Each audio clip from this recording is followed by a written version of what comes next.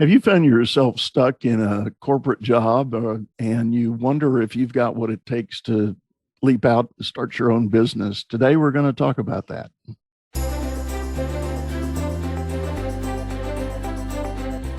You're listening to Leadership Powered by Common Sense with your host, Doug Thorpe. Here's Doug.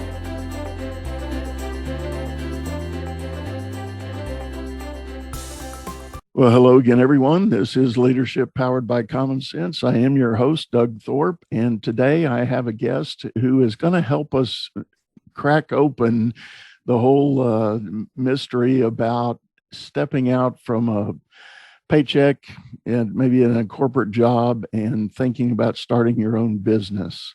Her name is Corey Logaitis. And Corey, welcome to the show. Thank you so much for having me, Doug. Yeah. And where are you calling in from? I am from Long Island, New York. Long Island. Yeah, good. Been there, done that. Yeah. Well, that's great. Well, as I always like to do, I'd like you to kind of fill in the backstory. How did you get to the place you are today? Sure. So I'll give you what I joke as my Reader's Digest version. So I have a very expensive piece of paper that says I could draw well. So I got a fine arts degree and graduated college and couldn't get a quote unquote real job. So I was waiting tables, and this really annoyed my father. My father at the time was the second generation running my family's business. So he was like, you know what, why don't you come take an entry level like graphic design job or something with the family business and see where it takes you. So long story short, I blink and 15 years later, I've worked my way up through the company and I am running the entire operation as senior vice president. And ultimately, I really love what I did. And the fact that I was a fine artist worked to my advantage. And to give a little bit of background, my family's business is an electronics distributor. They're still, operating today. I just stepped down from working with them. And they are a wholesale distributor for electronics companies. So basically the way it works is our clients are small mom and pop resellers, on Main Street that sell electronics products, and our vendors are the Fortune 200, brands that they sell. So the more that my family's business would make would be dependent on how much business development we could do with the small mom and pops. But the challenge was they were competing with these Fortune 200 brands that had mega marketing dollars. Right. So how do you get a small mom and pop to compete? So because I was from outside of the business world, because I was a creative thinker, because I, had an artistic, mindset, I was a very early adopter of things like social media, very like talking 2004, when stuff first started coming out, guerrilla marketing, event marketing, all sorts of ways to get the words out there that were inexpensive and cheap or free. And I was very, very successful in what I did. I love the work that I was doing. I love working with my family, but deep down, I didn't really feel fulfilled. Something was missing. I never felt fully free, even though I was working from my quote unquote family business. It was still a corporation, right? It had, shareholders and rules and stuff like that. So the flexible working and stuff I was looking for wasn't really there. I at one point became a single mom, and during that time frame, it was very, very challenging during my divorce. Because I had actually left an abusive relationship with my son, and I was commuting close to 2 hours each way to get to my family's business. And the most I ever got to see my son was through my home security camera systems, and I knew like deep down, I'm like, this isn't right. Like, I know I want more. I know I'm meant for more. But at the same time, and I'm sure a lot of people out there can resonate with this, I felt like I didn't have a choice because like this was my destiny in a way. I was groomed to take over the business. Like I was stuck. Yeah. And ultimately what ended up happening was, I had the divorce was one in a whole series of pivotal life moments for me. And I later lost my post-divorce partner to suicide and was the one to find him. And I vividly remember standing on the lawn of his apartment, waiting for the detectives to arrive to clear the scene, thinking to myself, like, everything you knew this morning isn't true right now. Right? Your life has changed in an instant. Like, who are you living your life for? What are you doing? So I really kind of made the choice at that moment that I was going to do something different. And one of the things that I had always wanted to do was start my own business, to be able to have the freedom and the flexibility and the fulfillment I was looking for. So I stepped down, from the family business within a couple of weeks because of my business background, and especially with the low and no cost marketing. I had my first few paying clients. I had multiple media mentions. Within 6 months, I had launched a YouTube channel. I had built over 40,000 people on social media. And within my first year, I was on the TEDx stage. So once I decided to kind of go all in on what I was really meant to do, things worked and fit into place very, very quickly for me. And I now make my living helping other people figure out what that looks like for them. That's amazing. And kudos to you for working through those serious, life-changing moments. I mean, wow. Talk about challenges, and as you said, in an instant, things can change. Mm-hmm. And good for you for making that push and believing in yourself. I think that's probably a key that we'll talk about here is when, where, and how do you get that kind of confidence? So perhaps maybe let's start with that. As I've gone through my own coaching and business advisory work, I do run into owners who had a similar story, perhaps not as tragic of events, but they felt that yearning that corporate job they had just wasn't fulfilling. They might have been making a nice paycheck and building some personal wealth, but they knew deep down inside that when the day came to ask and answer the question, why am I here? What am I doing? They weren't going to have a good answer for it. So the shift comes to think about starting a new business. So where do you think that confidence comes from, that drive to go ahead and step out and go do it? The confidence has to come from within. Unfortunately, I think that's where a lot of people get kind of tripped up, because they have this self-limiting mindset that the people surrounding them should be able to help them build their confidence, not realizing that it's their own responsibility to take ownership of their confidence, do a full audit of what it is that they do not feel confident in, and then get the tools and resources necessary to be able to build that confidence, so that then those actions that are uncomfortable, that kind of push the limit for them, become easy, and then they're confident, right? That's the whole journey of going from, doubting yourself through being fully confident. So the very, very first step is, recognizing your confidence is your own responsibility. No one's going to come and be able to make you more confident. Yeah. Closely related to that is the idea that I think you need to be curious too. And that's something that I've taken a passion for looking at and understanding, because as I've gone through the experience of watching grandkids grow up, I'm reminded of how incredibly curious little kids are. Mm-hmm. Before they get deeply embedded in a school system or some kind of developmental program, they're naturally curious. What's that? How does that work? Why is this? Why is that? And they're constantly moving. But sadly, I think our what I'm going to call our corporate education system beats that curiosity out of them. Mm-hmm. Stop asking questions. Don't do that. Be quiet, sit down, and you're going to have fun learning. and right. And that energy of that curiosity is stifled. And I think that's where we all kind of collect those limiting thought tapes that play in our head about what you're not smart enough, you're not fast enough, you're not pretty enough, you're not good enough. And how do you attack that when you hear a client talking about those kinds of things? So it's interesting that you mentioned, the whole childhood thing, because I think that's a very important component, and that's part of how I work with my clients through that. So the very first phase, when people are, coming to me to start a business, most of the time they have no idea what they even want to offer, right? That's like the sticking point. So we start with, what did you love to do as a child?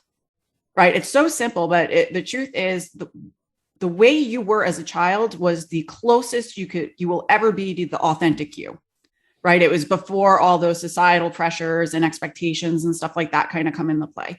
And a lot of times too, I mean, even using myself as an example, it's no surprise I went to art school because when I was a child, I loved creating, right? I loved creating things. I liked making things. I liked, communication. I liked interacting with people. I was always very, social, right? And I was a performer. I was a cellist. I, made music. I played music, right? And all these things now play into what I do today, right? And they were part of the journey for me to get to where I am today. So in really kind of getting clear on what are those things that you're really passionate about, and specifically in that time period in your life, it kind of helps people get the creative juices flowing as to what the potential opportunities they have available to them are, and kind of removes those societal filters that we've kind of put in place and allows them to think outside of the box. Yeah, I like that. Mm-hmm. I think that's so important to get locked in, because if you choose a path that is so distant from some form of natural passion and wiring, you're going to just repeat the pattern of being disappointed and discouraged by the whole thing. And yeah. No, I was going to say there's one thing I would add to that, though. I think that a lot of people also get tripped up that they took the path that was out of alignment for them. They ended up at whatever, XYZ corporate job. Like, for example, I had one client that, went through all the motions to become a nurse because that was like everybody in his family was a nurse. And, his heart was really, through entrepreneurship and wanting to be some sort of a coach, in some kind of a service related business. And he would discount all of that education and experience and everything that went into becoming a nurse, like should be tossed aside. And it's my personal belief that no, because if I had that same, outlook on my expensive piece of paper that says I could draw well, right? All of those skills that I learned in art school are so applicable to everything that I'm doing as a business owner, even today.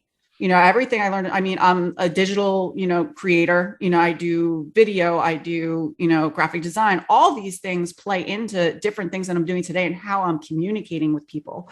So there are, and for this specific client, as an example, there were certain aspects of nursing and caring and serving people that apply to what it was that he wanted to do that was out of that industry.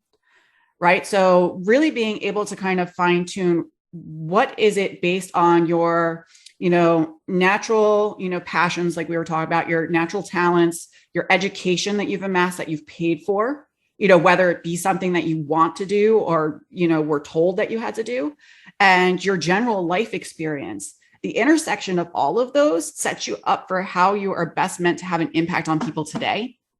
And being able to kind of view it in that way, take something that folks would a lot of times, either talk down or view it in a negative manner and flip it into a positive, which then helps kind of, increase that motivation and get them excited for the idea on doing something different. I like that.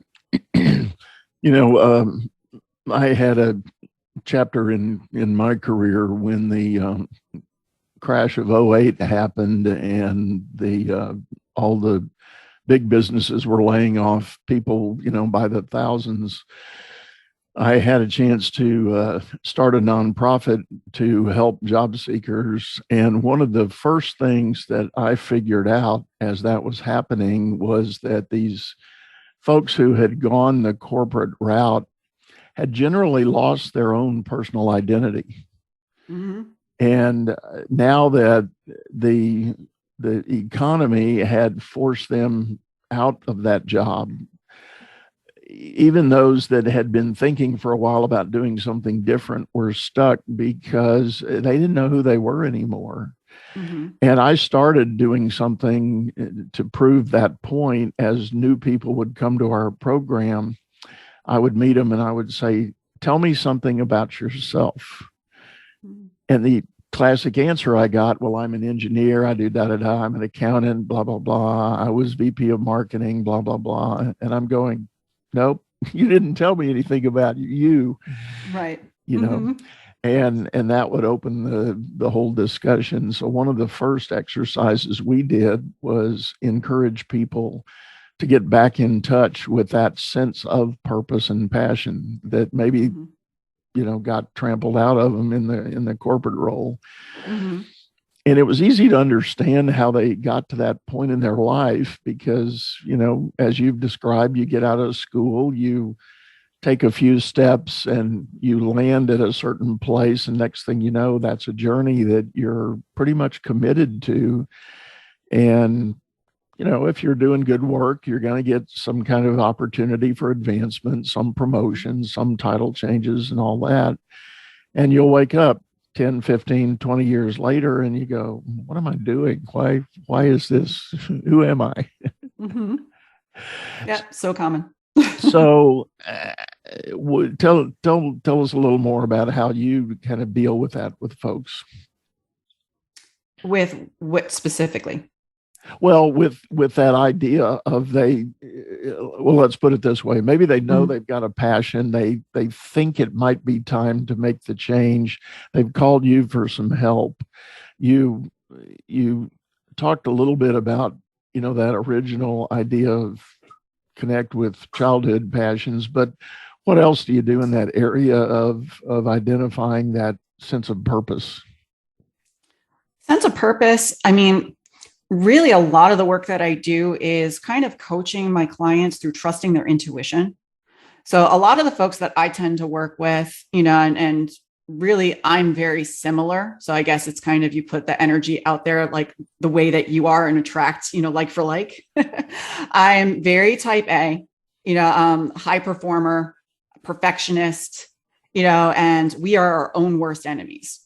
Right. And when you get to that point and when you're looking to start a business from that position, there's always kind of fear that you're going to take action on the wrong thing. And you want the idea to be perfect before you actually get started. Right. And especially when it comes to things like purpose, a lot of, especially the folks that are really well cut out for being an entrepreneur who aren't afraid to take risks and stuff like that. They usually have so many great ideas that then they're taking action on multiple different ideas instead of just picking one thing, because they're afraid if they pick the one thing and it's not the right one and it fails, where are they going to go from there? So a lot of the work that I do with folks when they're first starting out is really getting attuned with their intuition, right? Like how to really read their gut, and their feelings, and to not dismiss. Usually intuition, it's the first thought that pops into your head. And a lot of times, especially when you're a type A and a perfectionist and stuff like that, you tend to allow your ego to kind of get in the way and start thinking over it. And that's when the whole society pressure and what you should do. And, right. This makes more logical sense. That's when that kicks in. So really kind of teaching people how to trust what's that first thought that pops into my mind, because that's really where my heart wants to go. That's what I'm meant to do. That's what I'm in alignment with. And also teaching people how to, when those ideas pop up, take action on what's actually feeling good. Talking about procrastination as an example, procrastination is just perfection in disguise. Right.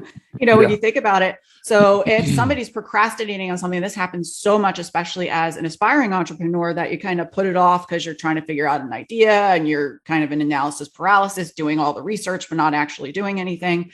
That there's a reason that you're procrastinating, and it's because something might not be in alignment with what you really feel you should be doing. Right. So if you're really procrastinating on a task and you're putting it off and putting it off and putting it off, where the goal of said task isn't in alignment with what you feel you should be doing, you're going to put it off. Right. Yeah. It's going to cause that kind of discomfort. But if you're taking action on something that feels good and gets you to a place that you're going to be excited about, then it becomes very, very easy and effortless. Yeah. So it's kind of learning how to navigate that. I agree with what you said. The whole idea of procrastination is very often that perfectionism in disguise. Mm-hmm. And as soon as I have a client that starts describing that procrastinating mindset, I usually always pivot to the question of, do you think you're a perfectionist? Mm-hmm. And some may originally say no, and then we keep talking, and I'm going, guess what? Yeah. Mm-hmm. You do have that tendency. as has often been said, perfect is the enemy of good. Yeah. You can make good decisions and have productive outcome, and arguably it might not be perfect, but it is really good. It may be just what you need to get that first group of clients in the door, so that you can get the capital to keep the business fueled and keep it going forward, right? In the business world, done is better than perfect. Yeah. You'll always take done before perfect, because otherwise it's just an idea. Right. That's right. I may be putting you on the spot here, but can you describe a case study that came out particularly well? I mean, your own sounds wonderful, but what about someone else that you've worked with that maybe ended up doing something that just on the surface seems radically different from where they were? Sure, I could share one example. So I had this one client that came to me. She signed up literally the week before the pandemic. And so she was in marketing, right? Completely unfulfilled, entirely overwhelmed, and just knew that if she didn't make a change, in her life, that she was I think if I remember right, her choice was she was offered a promotion. And having that promotion offered to her, she was like, well, I could take that promotion and still be miserable, or I could work towards starting my own business. So she came to me. She had a variety of different side projects and stuff like that she had done. Actually, we had initially connected because she had planned some events, and I had done one of her events as a keynote speaker. So that's how we had initially connected. So she had run a variety of successful different entrepreneurial side hustles, but never anything to generate the revenue that she would need to be able to, leave her full-time job. So when we first started working together, we went through, a lot of the processes I described, earlier, in terms of like, what did you really love to do as a child? Another question I love to ask people is, what is something that people are always asking you for help with? Right? Like all the time. And her answer was time management. She's like, my friends all the time are asking me how I get so much done in a day, and this and that. And so I had asked her, I'm like, well, have you considered becoming a time management coach? And she's like, no, I didn't even know that was a thing. Like who would think about that? Right. Right. And so long story short, packaged her program together. She had landed, I think, her first group clients within 8 weeks for the program. And she, within 6 months, had built up enough of a business that she not only left her day job, she moved to a brand new city, and she also happened to have gotten engaged. And very, very recently, we had actually reconnected, and she is now married, and she travels the world with her husband, and she takes 30-day vacations while running her business. But all coming from she had no clue what it was that she should have to offer. And it was really as simple as, okay, what's the one thing that people always ask you for help with? And truth is, we always discount that because we think, oh, it's so easy. I'll just do it for free. It takes me no time, without realizing that the reason that people ask you for help with it is because it's not easy for them, and they will pay you for it. Right.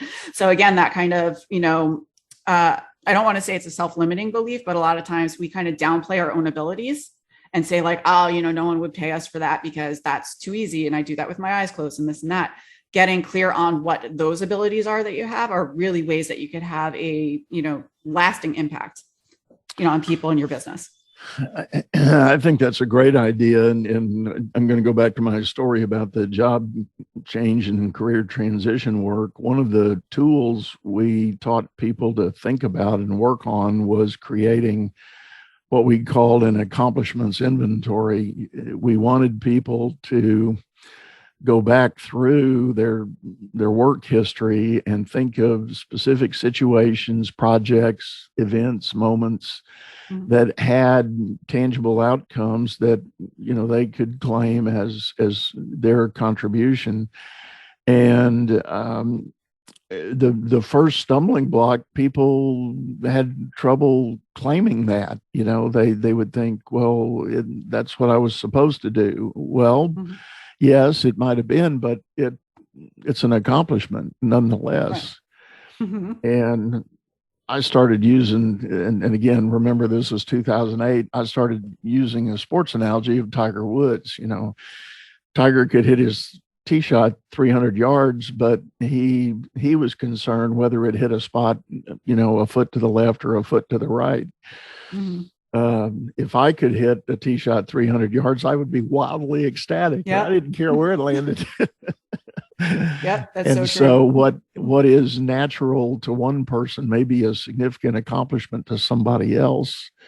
So it's important to identify those things. And by the way, that exercise was also one of the ways I helped people identify their passion, because once they got through that list, created a list, then I asked them to go back through it and answer the question, which ones did you like doing Mhm. versus those that were accomplishments, but you hope you never have to do that again. Right. That's so true. And sure enough, as they would look at that list, some kind of pattern would emerge about Mhm. certain things that they had been doing, certain pieces of projects that gave them joy and excitement about the work. Mhm. And that's usually what we would bundle together and craft as a target for their new, what positions they would apply for, what kind of companies, or in a couple of cases, go out and start a new business. Mhm. I had several of those as well during that time. Mhm. That once they sat down and thought about it a little bit, they realized they had the skills, experience, and passion for doing just that, and they could put their own name on it and go out and get it done. Exactly. Yep. Yeah. Well, Corey, I'll tell you what, it's time. We're going to take a short break. And when we come back, I would like to talk more about this, visioning for the new job and the new business. And we'll be back right after this break. Business is all about solving complex problems as fast as you can create them. Become the best problem solver by leading others to greatness too. And the first step is going to DougThorpe.com. Doug Thorpe is known globally for coaching entrepreneurs and business leaders, improving their performance and the work output of everyone surrounding them. You can find health, wealth, and happiness by learning to lead others to health, wealth, and happiness. Go to DougThorpe.com now and order Doug's books or hire him to coach your managers. That's DougThorpe.com. All right, everyone, we're back. And today I am visiting with Corey Logaitis. She is a coach who helps people start new businesses. She takes individuals that are maybe hungry and searching for that opportunity to make the break from big corporate and get into their own business. Corey, I've got a question now that I think about. I have had experience. I've found company owners who had the idea, they knew what they wanted to do, and they got busy into it. But immediately they got really buried in delivering the work and didn't focus on the business side of the business, setting things up to be efficient, effective. And that clearly comes to roost eventually. They run into problems. Next thing you know, maybe they never set up a set of books and they just took the cash and put it in the bank and moved on. Talk to us about how you work with people through that part of the process. Sure. So we actually handle it up front. So when we were talking before the break, about all the, finding your passion and, what exactly are you going to offer, that I consider kind of the foundation of setting the business. So really determining who you are, what you do, who you serve, and why. Why people should care. That sets the foundation. So I love to describe building a business. It's like building a building. So first you have your foundation. Then from there are 4 pillars. And I like to view it kind of like a wall, 4 walls that hold up the structure that actually are the structure of your business, right? And systems and operations is one of them. But the first one would be offers, your prices, packaging, exactly what it is that you're offering for people to buy. Once you have that clear, then from there, it makes sense to build out your systems, because your systems need to be in alignment with what it is you're delivering. right? So depending on what your delivery is, you might need specific, types of CRM systems. The bookkeeping is a big one that I feel that even as a brand new entrepreneur, if they don't have the money to outsource it, they need to be prepared and understand what they need to be collecting up front so that they know what they hand off when they do outsource it, right? So just very basic understandings with that. Tracking, KPIs, business metrics, just very, very general education on what that looks like. And then the other two pillars would be marketing, obviously getting the word out there, and then that transitions into sales. But all four of those pillars should be designed with the whole in mind, which would be the, whatever the offer is on that foundation. When you have that running and that's all clear up front, it makes it much, much easier that as you're moving through the process of making somebody, aware of your offer, converting them from a lead all the way to a sale, makes it not only a much better experience for the client on the other end, but also as a brand new entrepreneur allows you to be able to deliver that with confidence, right? So that's really how you avoid the whole entrepreneurial imposter syndrome, is really nailing those systems up front before you even start talking about your offer. Yeah. Yeah. I do a similar process thinking or framework thinking. I like your analogy of building the building. Mine's a little bit different in that I boil it down to three, and it's people, process, and profits. And the offer definitely overarches all of that. But to turn an idea into a real business, you eventually are going to have other people on the team. You really can't go it totally alone. Mm-hmm. There has to be a team supporting it. So you get into all of the questions of, who do I really need? Why do I need them? Where should they sit? What should they do?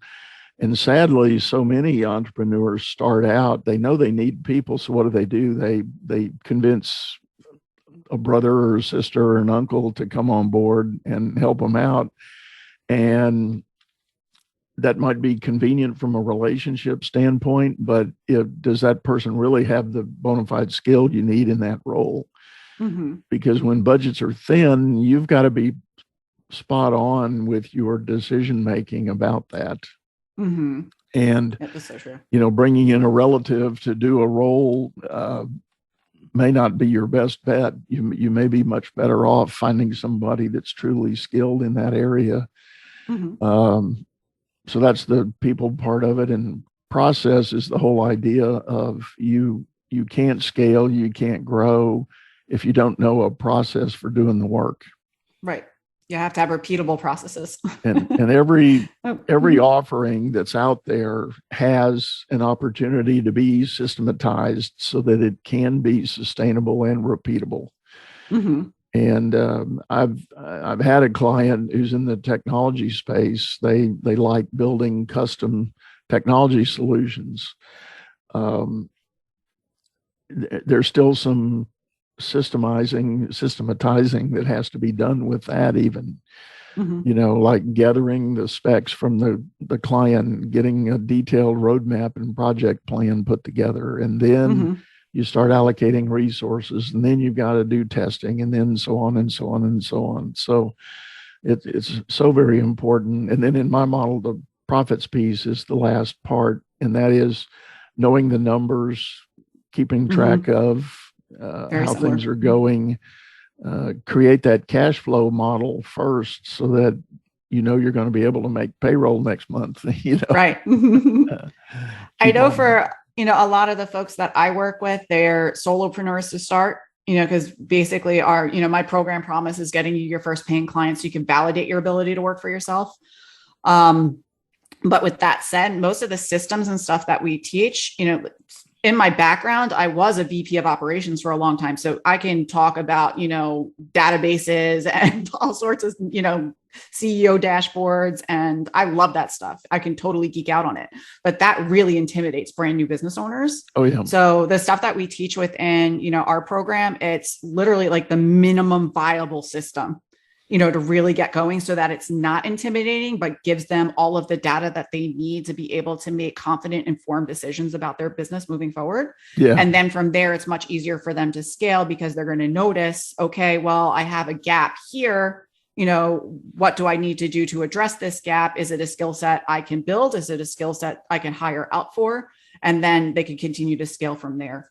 But yeah, totally in alignment with, your processes too. I like that too. I appreciate the logic that you don't want to overwhelm them with a lot of formality that starts to look like corporate, right out of the box. That's not what They're I'm trying to get saying. away from corporate. That's right. And that's not what I'm saying. But there is a measure of learning some business fundamentals that has to be augmented. And I think that's where a lot of bright, capable and talented entrepreneurs trip up, is that they didn't think yet about the business side of having a business. And next thing you know, they're, maybe a bill's past due or cash isn't quite there to cover something that you really need to do. But having that framework is very important. Let's talk about one other thing. As somebody's in this sort of ideation phase, trying to figure out what it is they want to do. Do you talk to people about the bright, shiny object syndrome? Well, I usually call it the look, there's a squirrel. Okay. Yeah. And I work with a lot of creatives because I am a creative, which that's very, very common. It's like you get the idea and you're like, just do it. And then you have all these different things that are half done instead of one idea that you're really focused on that you're able to grow and build into something, of impact.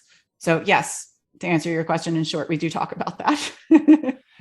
I think that's a common plight as well. You sit there and say, I want to be an entrepreneur, and poof, I'm up for business now.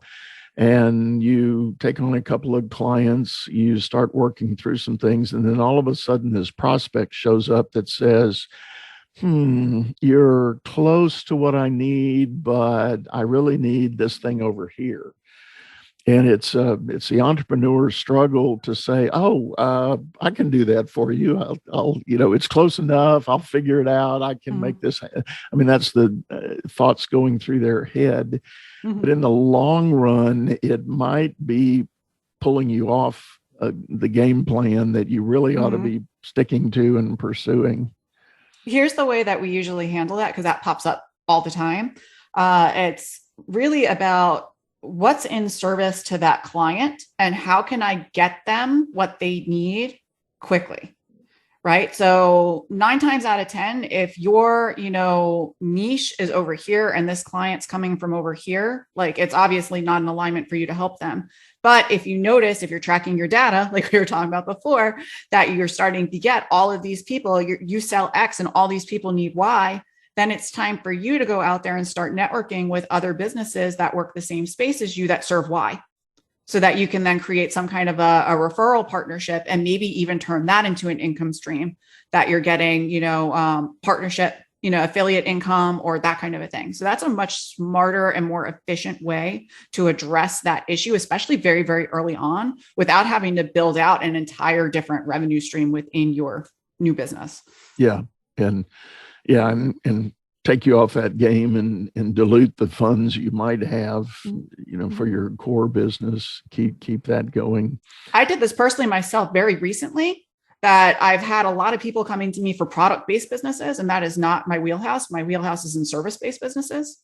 That I found somebody that basically does the exact same work as me, but for products. And now we have a great partnership that we're referring business back and forth to each other. But at least then I know if I get somebody on the phone, I can help them. It's just not me directly being the one to help them. Yeah, that's good.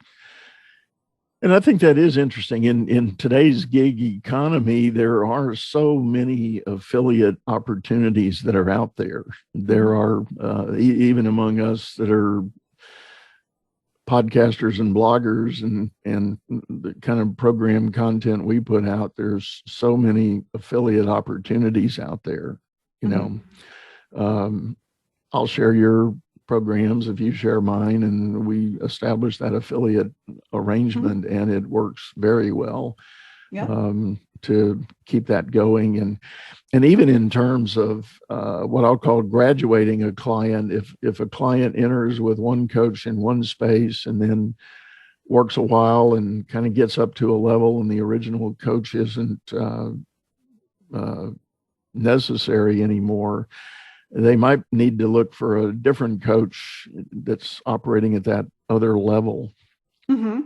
Because that's something I run into with businesses. And I've got a colleague who actually describes the entrepreneur journey in a 4-stage process of, you got the obvious startup.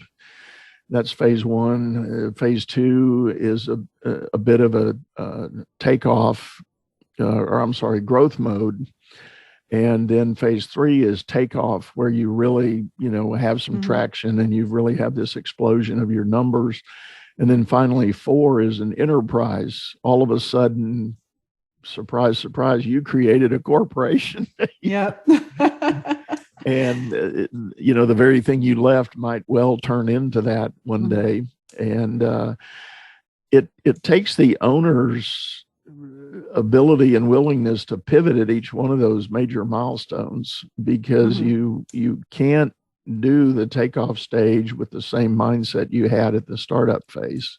So true. Nor do many people want to go to the next level. Right. I have a lot of, especially since we're usually, developing lifestyle businesses. People are coming out of corporate. They want, more freedom. They want more flexibility. They want to be able to, run their business from their laptop. So there becomes a certain level that having that size business doesn't necessarily make sense. If they're just paying their bills and, getting to spend time with their kids, they're happy. Yeah. So with that said, I do totally agree. And I actually wanted to kind of mention too, I love the way that you described all those different phases. I used to work mostly with more established entrepreneurs on the scaling side. And what I started to notice in the marketplace was there were a lot of people out there that were in the validation ideation phase that couldn't get help from business coaches because they kept telling them, you're not at the level yet. You don't have the revenue yet. And they're like, how am I supposed to get to the revenue if I don't know, how to get the first client? So that's when I built out my, now signature offering, specifically for that, because I saw there was a need and people weren't going to get to the level to work with those more established business coaches like you're describing, unless they had help and support with that one specific area. Yeah, no, you're right. And it does take a special coach in each one of those areas, each one of those stages to be available to help people through that journey. Mm-hmm. Yeah. So no doubt about it. Mm-hmm. Well, Corey, this has been a great time. I appreciate you coming in. Tell folks how they can get a hold of you if they're interested in following up. Sure. You can find me on every social media platform at I am Corey Lowe, CORRIELO. And you can find me, my website is www.coreylowe.com. Great. We'll have that in the video here, of course, but those of you who are listening via an audio channel, we'll have that in the show notes if you didn't catch it on the fly. I do want to remind people, if you are listening through a podcast download, we do have this video over on my YouTube channel by the same name, Leadership Powered by Common Sense. Feel free to jump over there, maybe subscribe to the video, and you can get the video version of this as you go on about your day. Corey, again, thank you so much for being here. Thank you for having me, Doug. This has been fun. Yeah, it was a pleasure. And so, folks, if you're listening and we've been talking about you this past 45 minutes, I sure hope you'll reach out and ask for some assistance in pursuing your dream and passion of maybe leaving that corporate job and going out and starting your own business. There's a lot of help out there. There's a lot of network opportunities to learn everything you need to know to make that a very successful transition. And as Corey described, we both have a passion to serve and help. So feel free to reach out and we'll be happy to visit with you. So for now, we're going to say goodbye. Thanks for listening in. We hope to see you soon. You've been listening to Leadership Powered by Common Sense, hosted by Doug Thorpe. If you would like to know more about the coaching and advisory services he provides, visit dougthorpe.com.